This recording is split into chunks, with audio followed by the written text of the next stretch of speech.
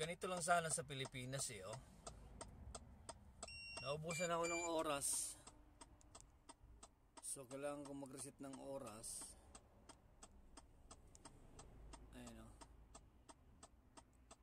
Meron pa akong 40 minutes 15 minutes para magiging 4 hour and 30 minutes. Baakit ulit yan sa taas. Nagre-rest ako kasi wala na akong oras. So dito lang ako sa tabing highway.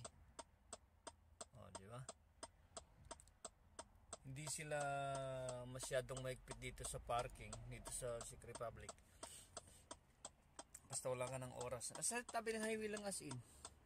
Ayun oh. Oh.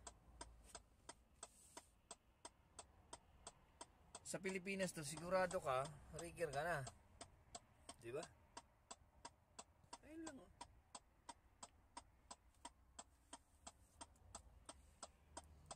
Ganun sila magpapahalaga ng mga truck driver dito. Pilipinas, buburaotin ka pa, ririkiring ka pa. Ayun no. Ito din highway lang.